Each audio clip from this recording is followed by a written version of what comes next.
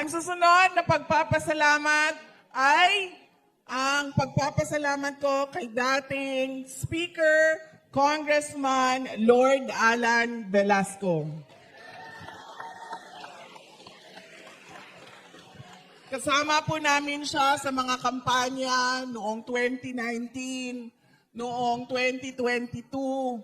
At ngayon ay kinukumbinsi ko siya.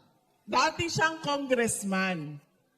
Alam niya kung ano ang kalokohan sa loob ng House of Representatives.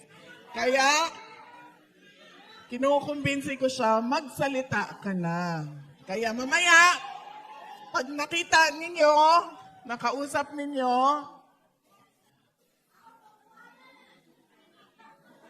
sabihin niyo sa kanya, sabihin na niya kung anong nakita niya doon sa loob ng House of Representatives.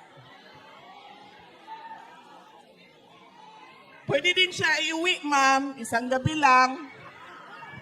Tapos ibalik natin siya sa asawa niya, si Ma'am Rowena. Papasalamat din ako kay Dr. Lorraine Badoy. Nandito po siya. Isa sa mga pinakamatapang natin na kababayan na lumalaban sa Marcos administration at sa kakampi ng Marcos administration na Makabayan Bloc.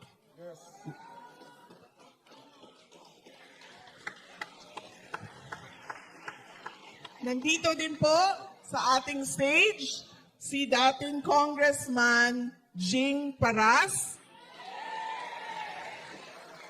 na kaparte po ng PDP na partido. Maraming salamat sa aking mga kasamahan dito sa stage dahil nakapagbigay sila ng mensahe para sa inyong lahat. Ang susunod na pagpapasalamat ay mula po sa akin. Nagpapasalamat po ako sa inyong lahat sa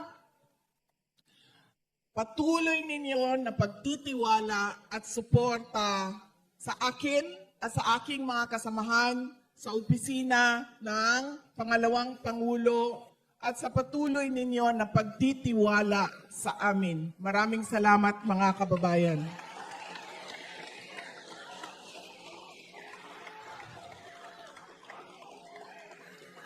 Mahal ko kayo.